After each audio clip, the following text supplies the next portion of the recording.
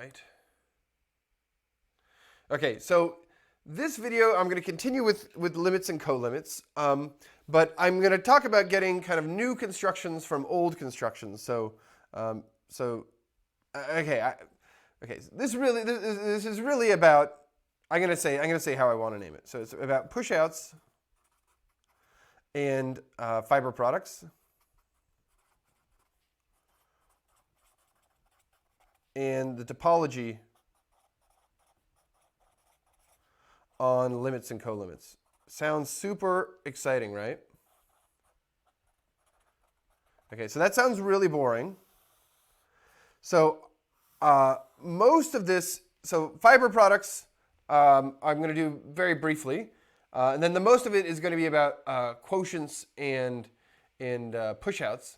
And I got to and I came to this topic by thinking about the topology on limits and colimits. But because that's so boring sounding, I'm going to draw some pictures to hopefully motivate what's going on. So here's a fiber product. Okay, so this is a limit. So I'm going to give 6 constructions. Okay, I think it's 6. We'll find out. Okay, so here's a space, and I have another space over the space, but it's made of a bunch of fibers here, like this. Okay, what I can do is I can take something inside of here, and then I can pull this thing back to just get the piece above this thing. Okay, so this top box here is the fiber product of this and this over this. So again, this is so this box here is this top corner is a limit, and it's the limit of this diagram here. Okay, and this thing is the fiber product of this and this over this, and we also sometimes call this the pullback of this by this map. Okay, so this is the first thing that I'm going to do. So this is kind of the only limit construction that I'm going to talk about. The rest are going to be about colimits. Okay, so the rest are about pushouts. Okay, and so what are pushouts for? So this is a colimit construction. Okay, and what you can do is you can collapse things. So maybe I can give an example here. So here is what I can do. I can do so maybe I should draw the pushout diagram once, right? So I have this thing. Okay, so I have this doodad, and I can take this thing here, and I have this kind of inclusion of this as a subset into here. And then another thing that I could do is I could just say collapse this whole thing to a point. And then if I take the colimit of this diagram, right, what's going to happen is we collapse this thing to a point. So this is collapsed. Okay? And so this thing is the pushout of these two maps. Or you can think of it, sometimes it's considered as a gluing of these two maps along this thing. But in this case, it collapses some stuff, so it's a little bit different. Okay, so this is a colimit construction. What other things could you do with this? So there's cones, right? Okay, so one thing that we may want to consider is the cone of a topological space. So I could have a topological space here, X, right? And then I may just want to, build a cone over it. Okay. Another thing that you could do is you could do suspensions.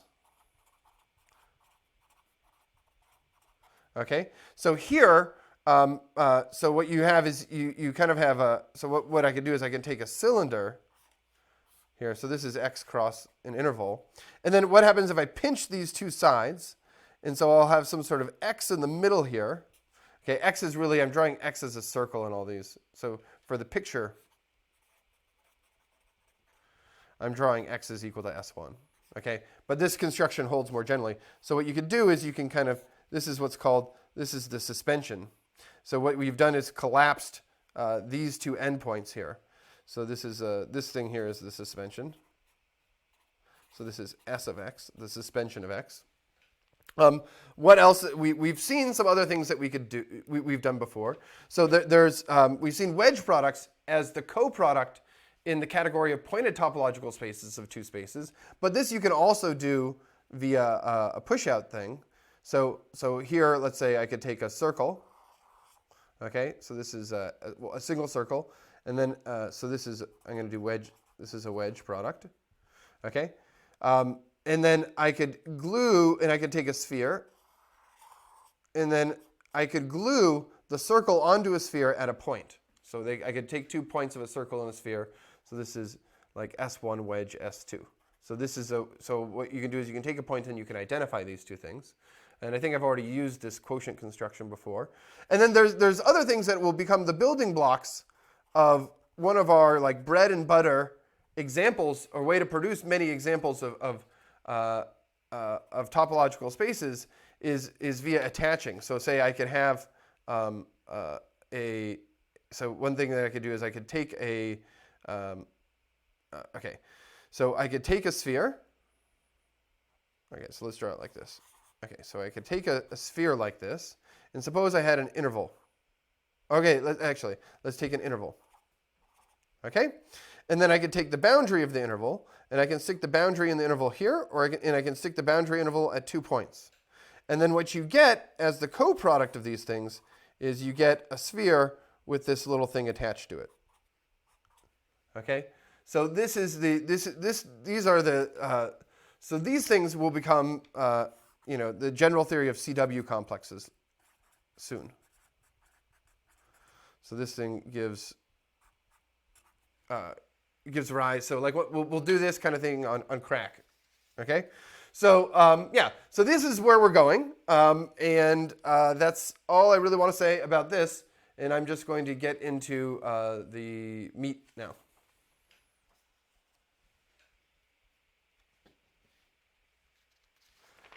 Okay, so the general question that I was talking about is so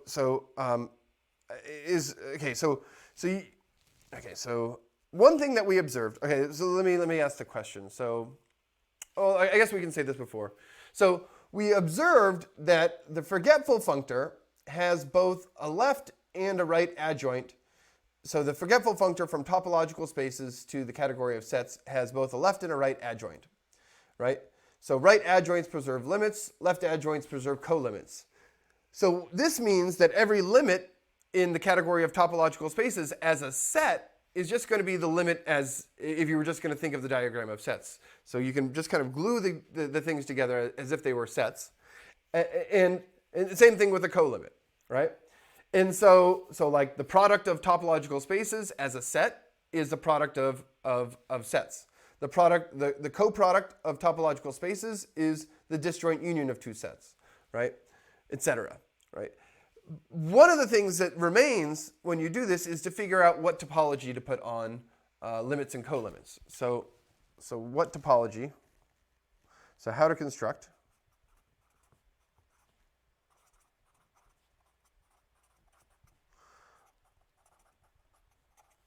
in colimits in the category of topological spaces.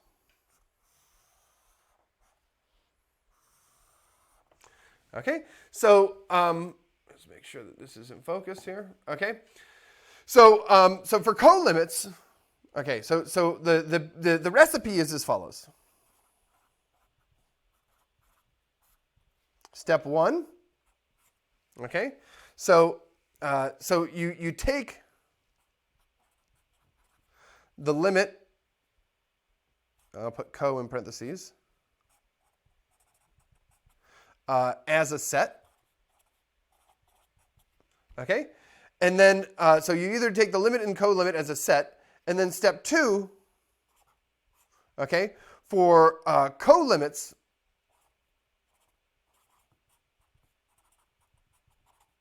right? You take as many opens, so you have to declare a topology. That's what I'm talking about. So the one thing that that remains to do is that we have to pick a topology. And this one is you're greedy, right? You take as many opens as possible.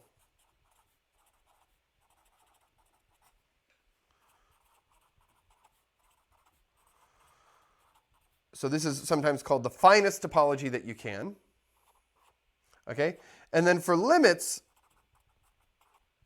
right, you take as few opens as possible. The least number, I don't know, the fewest, the least, the least amount. I hesitate calling it amount because it could be like uncountable, but whatever. So take the least amount of opens as possible. I think you don't understand what I mean. Okay, so there's kind of two things. So first we construct it as a set, and then we either take the least amount or we take the most most we can do. Okay, and so let me give an example, right, for fiber products. Okay, so this example is the following. Okay, so here is this picture. So the picture that we drew here. So let me just give the example here. So this is for fiber products. Okay, so what is a fiber product, right? So we have a diagram like so. So we have X maps of topological spaces, okay? And we take F, we take G, okay? And then we take the limit of this diagram, that's their diagram.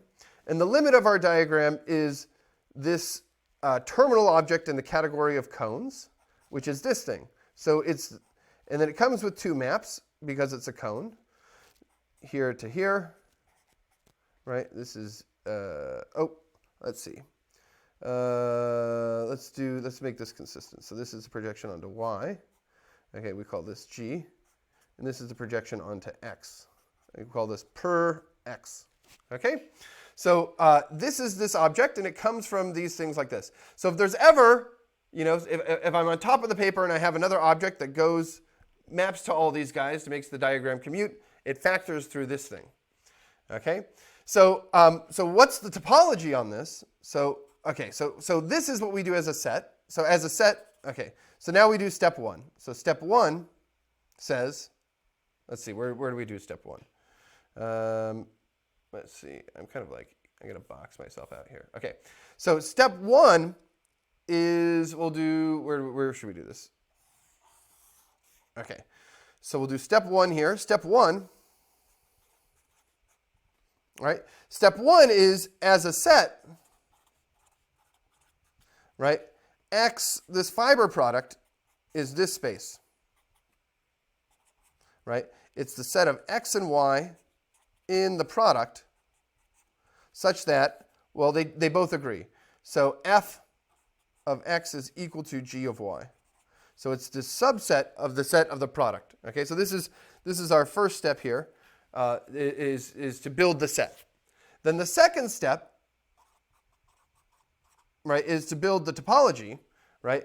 And in this case, the topology is the smallest topology. So the topology on this thing here. So this is the smallest topology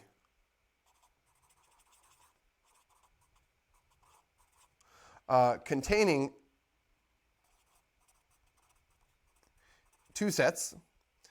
The first thing, so what we need is we need this map to be the continuous and this map to be continuous. Okay, so it's the smallest topology so that these two maps are continuous.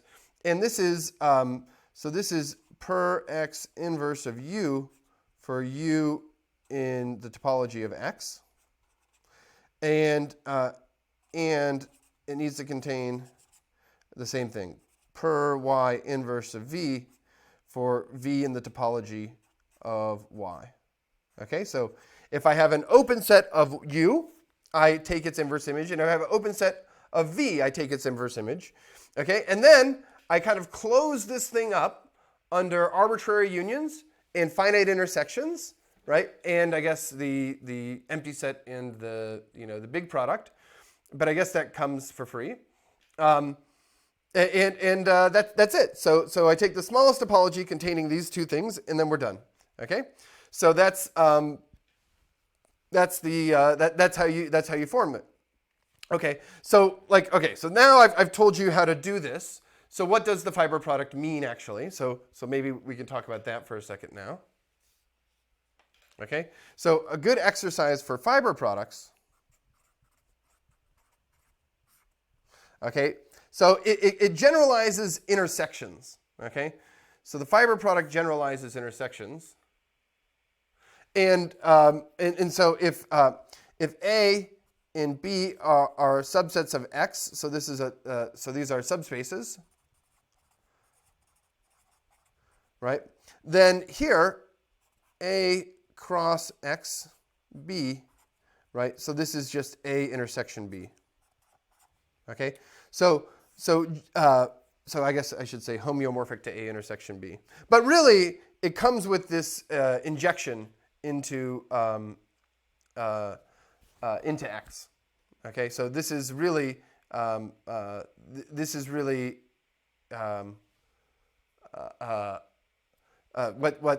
the map is. So here, yeah. So how does it come with the injection? Here's A, here's B, here's this thing. Then we have A intersection B here, and it goes from here to here and here to here. Okay, so like this map is the same thing as this map because the diagram commutes, and so that's the map that you get into X. Okay, so this thing here is actually will actually be the intersection, and so but it's some sort of generalized intersection, and that's why we drew this drawing. So it's like if you ever have something above, so this is E, right? Right, and I have this thing sits over some other space X, right? So this is over this space X, right? Then what I drew here is I drew some A in here, right? And then let's call this, I don't know, what do we want to call it? I mean, this doesn't need to be an inclusion, right? So we could call this F, and we could call this pi, right? So then this thing here, okay, sometimes this is called, this is the pullback here. So this thing here, so this thing is, this thing above here is, so here's another kind of like sub-example, right? And this will come up later when we, I guess, talk about fibrations. But what do I want to say about this? So yeah, so what I want to say is that this thing here, what we call F sharp E, right? Or F upper star E, sorry, not sharp. So this thing is by definition E cross X with A. So this is the pullback of E to A. So this is just the terminology we use, okay? And this is the picture we draw. And this will come up. Okay, so that's all I really want to say about pushouts. And as I said, the remainder of this is really going to be about coproducts. All right, so coproducts. All right, so I think I had a... Okay, so let's do the pushouts. Okay, so now we're going to talk mostly about the main example, okay, which is pushouts.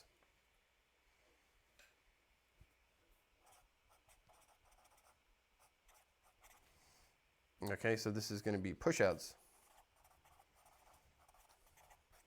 Okay, and so a pushout is a co-limit. Okay, so we can do the exact same thing. So we could have, say, Z goes from here to X to Y. Okay, we could have F, we could have G here. And all right, and then what we do is we take the co-limit of this diagram, right? And when we take the co-limit of this diagram, we get the pushout here. So this is sometimes written as so X disjoint union Y over Z, okay? But we have this thing here. Here's F, here's X, here's the universal map. Here is the universal map here. Okay, and it fits into this diagram. And so this thing here is sometimes, so another notation. So this is the pushout along Z of X and Y along Z. Okay, and so this old school notation. So I mean, not old school notation, but this is another notation.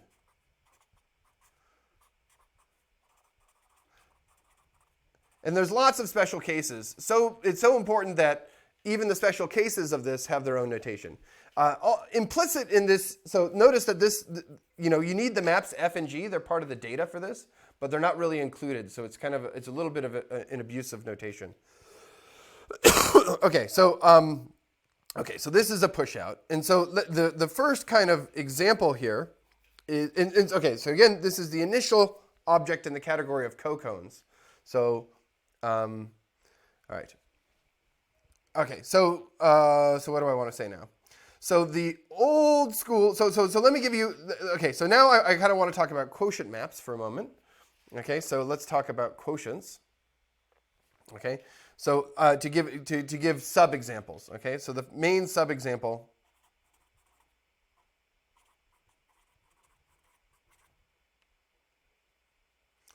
is going to be of quotients. Let me pause for a second.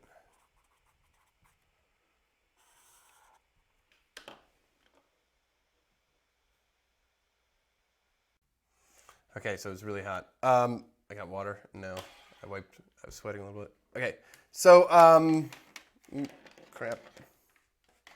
All right.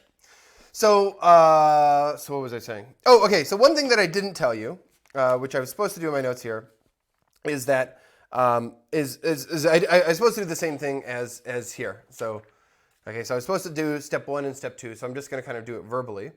So as a set, right? I need to tell you what this thing is as a set, and then I need to declare its topology. Okay, so as a set, okay, so maybe I can.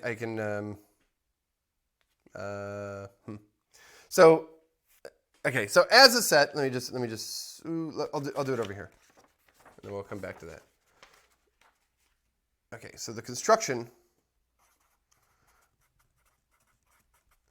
So you never get limits for free. If they exist, that limits and colimits for free. If they exist, fine, right? So I haven't really been showing that they satisfy the universal property. So this is kind of this conservation of pain principle, right? It's like, okay, we have all these great categorical constructions, but they're only useful in as far as that we actually prove that they exist. And I haven't really been showing that they perform as advertised.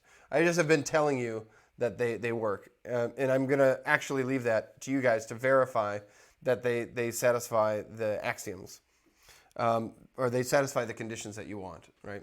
Okay, so again, as a construction, so I'm going to talk about the construction of this thing, okay? So as a set,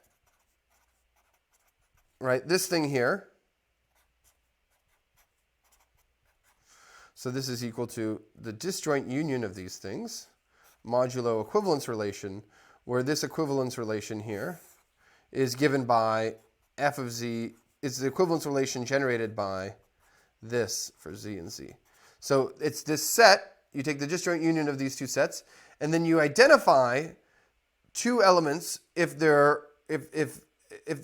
come from, okay, so if there exists an element of z such that,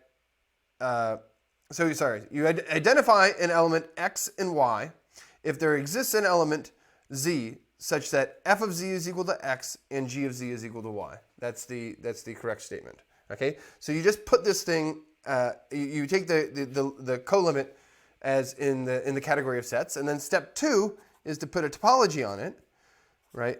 And so you get as greedy as possible, right?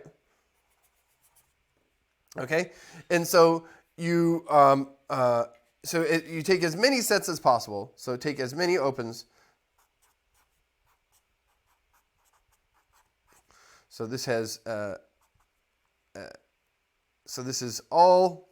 Okay, so this is the set of.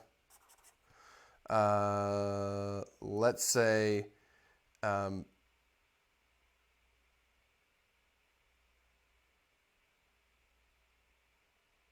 Yeah, so it's a set of W in here, right? Such that, okay, so now we have two maps. We have the universal map for, okay. So we have these two maps. We have this universal map here, and we have this universal map here. And those are coming from the category of sets. So such that UF inverse of W is open in X and UG inverse of W is open in Y. And as long as you satisfy those two conditions, right, then you're declared to be open. So this gives us the collection of open sets here. So you just are as greedy as possible. Okay? All right. So I suppose one thing that you could check would be to check that that's actually a topological space. All right, so now I'm going to go back to this sub-example, which is the example of quotients, of the classical example of quotients. Okay, so there's kind of two ways of doing this. There's kind of this old school way of doing it, and then there's the classic example. So let me kind of let me draw this picture here, and then we'll go to this thing. So here, let me draw a picture. Okay, so I can take this. So here I'm drawing, the interval I cross S1, right? And then what I'm going to do is I'm going to collapse this thing to one of these ends to a point. Okay, so this is this. So okay, so what is this? So this is I cross S1 modulo, and then we'll take, let's say this is the 0 endpoint, this is the 1 endpoint, and then we'll take 0 cross S1, and we collapse this whole side to a point. So one thing to check is to check that this quotient space, well, once I say this, is the same thing as is homeomorphic to this. So you have to like shrink this thing, shrink one side down to a point, right? Oh, it's like this. Shrink one side down to a point, and you'll get this topological space. Okay, so what is the quotient in this? So let me continue this quotient.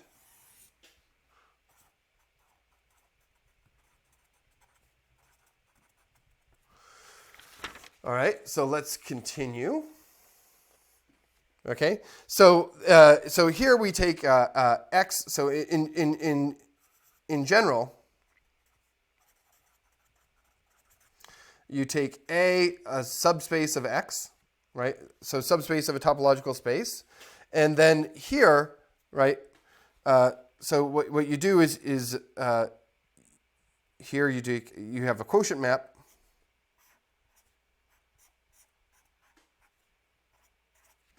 And so this is I guess we could call this, we put an A there here. And so this thing here is so as a set, so this thing is A modulo a certain equivalence relation where the equivalence classes are, so here the equivalence, so the partition, so equivalence relations or equivalence to partitions is given by the collection of x's for x not an element of A and A, right? So these are so this is the partition. So we have all these singleton sets and this single set, and that gives this space. And then again, so this is the description as a set,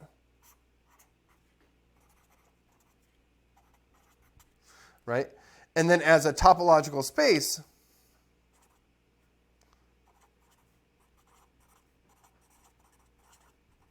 right? So you take as many opens as you can, right?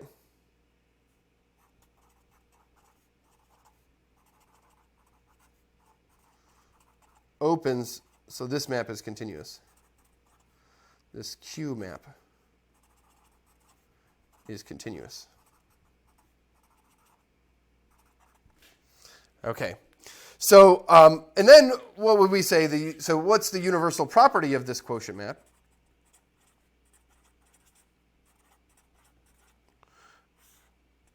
Okay, so if if there's a continuous map, if this is continuous such that phi of A, so we have this subspace here, if this is equal to a point, so this goes to a single point, so so this set goes to this set, right? Then we have this. Then there's a universal map So then there's a factorization as follows. So we have this map here, y, phi, and it factors through the quotient, x mod a, and then we can call this thing phi bar, and then this is q. Okay? So here's what it does. So the universal property is like so. So if you have a map, a continuous map from x to y, and it collapses this, then it factors as so. Okay? And so that should uniquely characterize the map. Okay? So this is kind of the old school way of describing this quotient. Okay? So here's where we pinch this thing to a point. That's what this thing. So this is the kind of what you'd find in like Munkers. Okay? So, I mean, not that this limit thing is so new, but here's a slightly, so the perspective from colimits is the following. And I want to tie this back to what we were talking about with pushouts.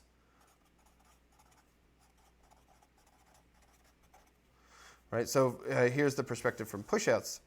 Is that, so here we have x, and then we have this subspace, so I'm going to draw this injective map like so. Okay? And then this thing collapses to the single point space, so the terminal object in the category of topological spaces. And then you have this thing, so x. So this thing is actually, you could take this to be, by definition, to be the pushout of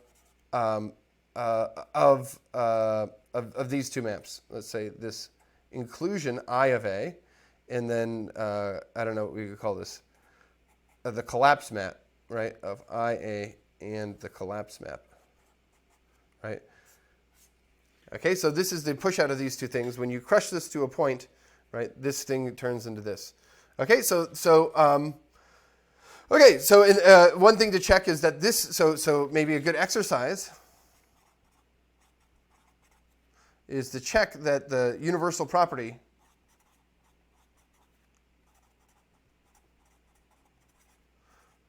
of the colimit is the universal property that I described.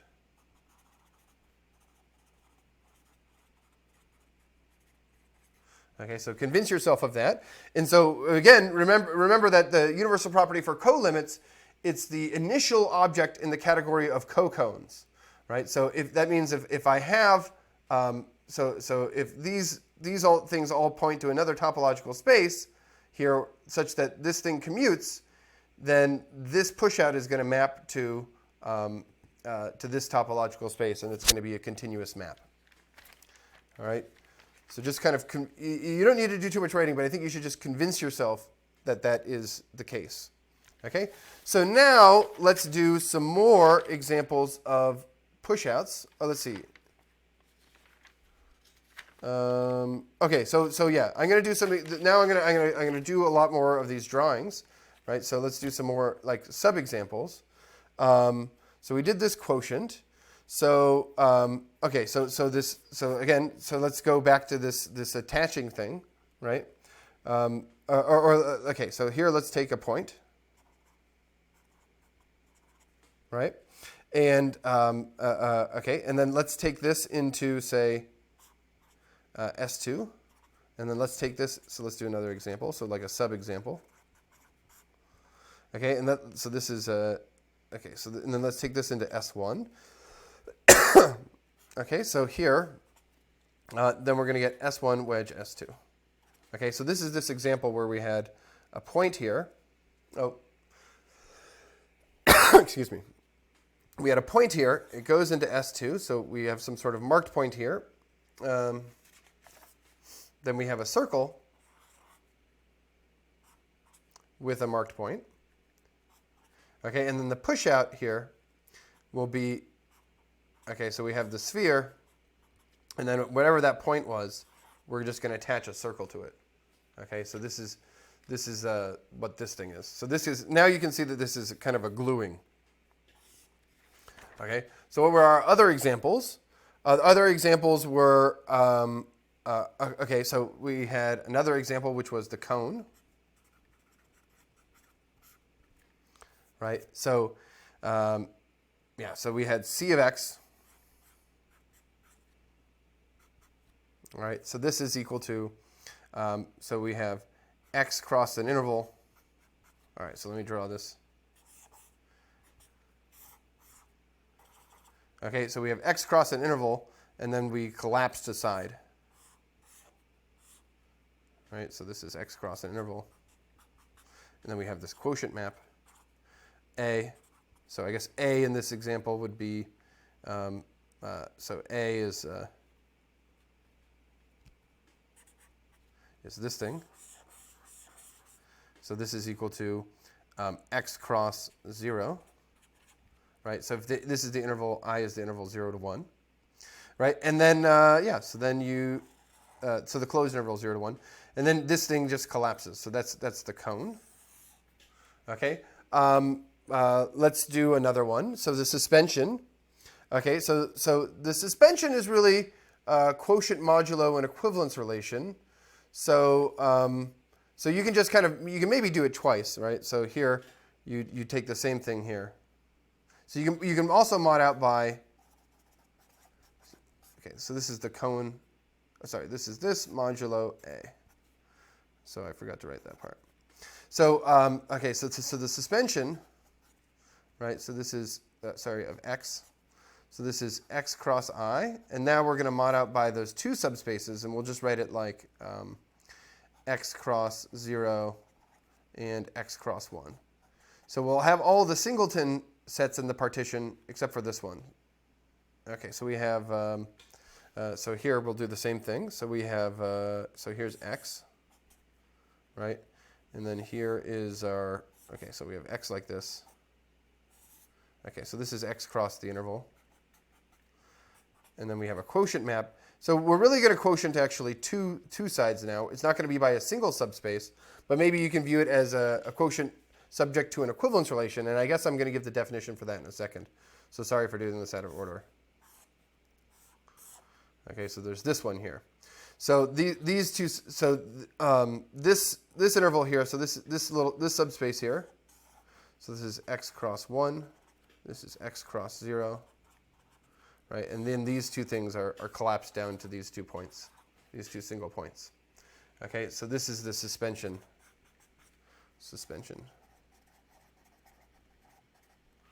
Okay, the last example.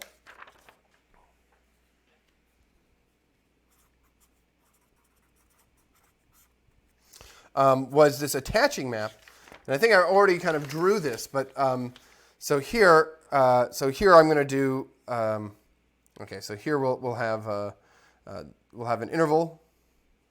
So here we'll draw it like this. So we have the boundary of an interval. So that's just like 2 points, right?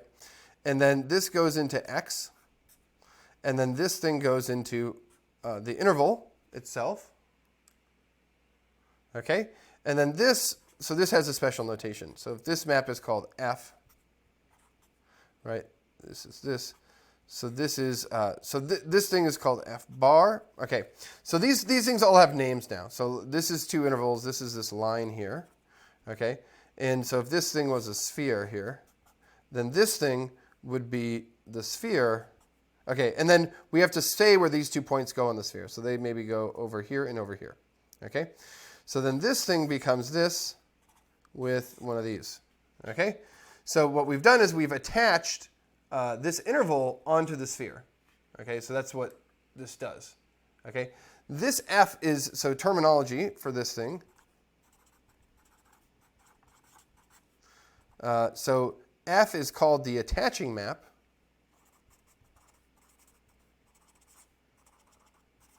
And then this f bar is called the characteristic map.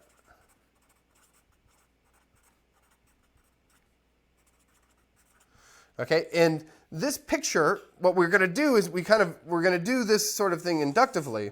All right, so like a spoiler. Okay, doing this inductively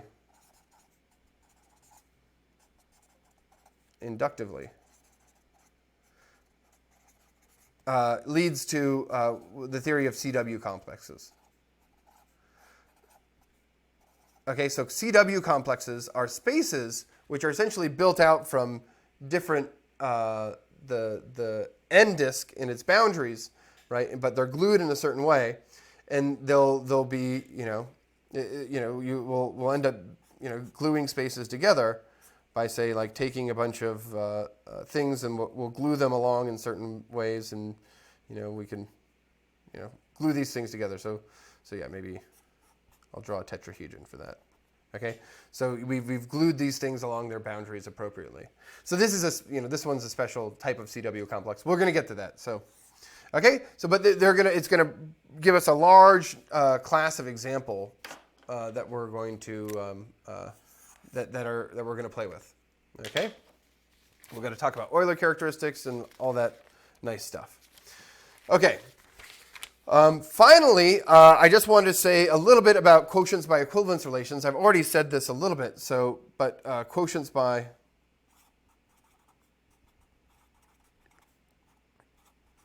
equivalence relations.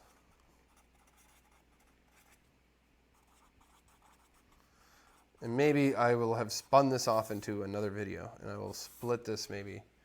Okay, so what time? Okay. Yeah, it seems like a good time to do it too. Okay. So all right. So quotients by equivalence relations. So okay. So here's the recipe. So given. Okay. So given X is a topological space, and this thing here an equivalence relation.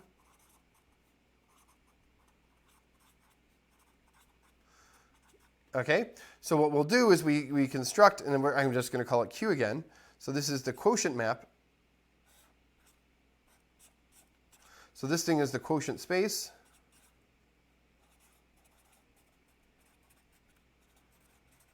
And this thing is the quotient map. Okay, the quotient by this equivalence relation.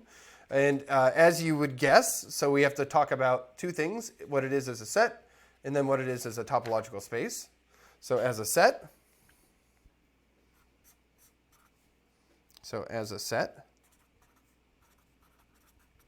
so it's really just the set of equivalence classes. So it's the collection of equivalence classes.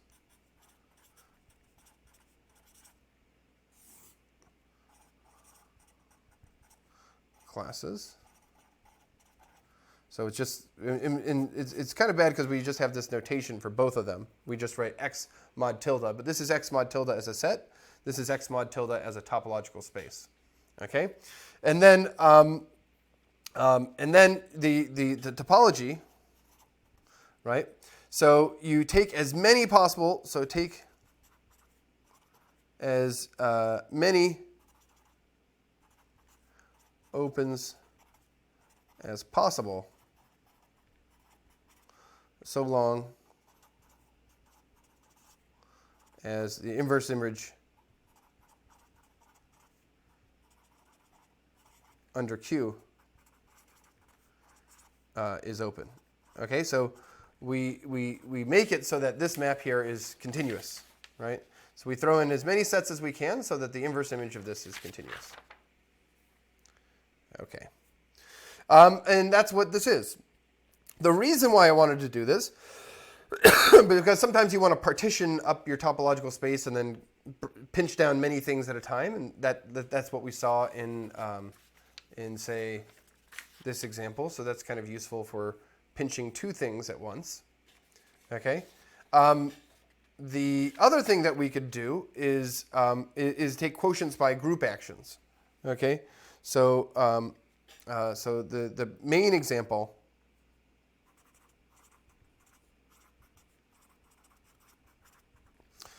so quotients by group actions. And sometimes we like to impose hypotheses on these things, but I'm not going to right now.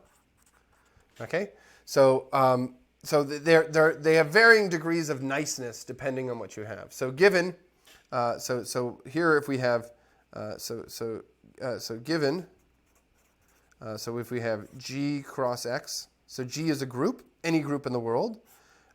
Here, so given a left group action, Okay, so we have a left group action like so, right? Then we can define an equivalence relation. So define the equivalence relation, right? So we define x is similar to y if and only if, so g times x, or sorry, let's use the correct notation. So rho gx is equal to y. Okay, for some g and g. So that means that there exists a g for some g. Okay, so this means this is similar to this if and only if there exists a g such that rho of gx is equal to y. And so you've probably seen this before, but there's other notations for left group action. So there's sometimes we write g of x, sometimes we write g dot x, and sometimes we write rho. So this is the same thing as these two things. So sometimes we give, okay, so let me just say a little bit about this. So I guess what we're doing here is,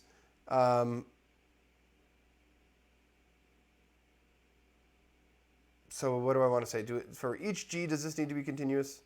I'm going to look this up and then put it in the comment. But I think that what we want to do here is we want g to just have the discrete topology, right? And then this thing is a continuous map if this is given the discrete topology.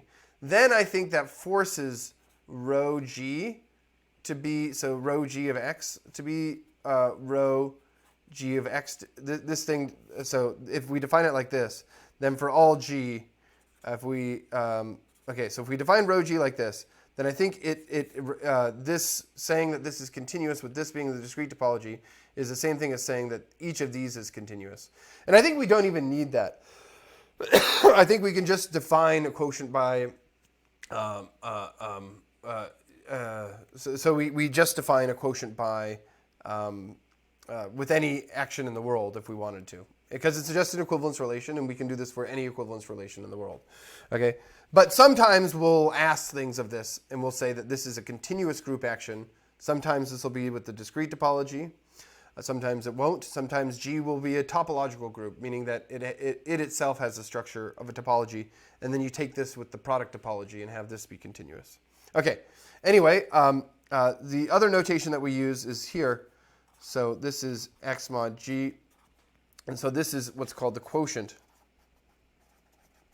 of x by the group G. Okay, so this is the quotient. So this is a quotient. I think I have a nice exercise in the first or second homework where a group action. So there's a way to formulate a group as a category with one object where all the morphisms are invertible. And then once you do that, a group action is equivalent to a functor from that category into the category of topological spaces where your one object goes to the specified topological space. Okay, so that's enough of that. And then so that's all I want to say about that. I don't want to say anything wrong right now. Well, let me just kind of give you a spoiler. It's really fun to think about limits and co-limits of this particular diagram where you take this category with one object. That's a bit of a tangent. Let me get to an example. Okay, so so the example is as follows, right? So if we take, so here's what I'm going to do. I'm going to take the real line, R. Okay, and then I'm going to wrap it up in a circle. Okay, but this circle here is R mod Z. Okay, and so what I've taken is I've taken this topological space and I'm going to wrap it up like this into this circle. And so what I've done is I'm going to take 0, 1, minus 1. And these things are all going to be identified. So anything, if I take a point here and I translate it by an integer, so here we have z acts on, so here's x plus 1, 2. Okay, so all of these points become identified into a single point, and I guess the tick goes here maybe. Okay, so all of these points get identified. So Z acts on this space, and then it wraps this whole thing around into this thing. So this is the quotient. So this is a very good example of a quotient by a group action. These are going to come up in covering maps, and this is why I need to talk about this now. Okay, so that was kind of a whirlwind introduction to quotients, pushouts, and pullbacks. And so now we have lots of examples to work with. All right, that's the end of this video.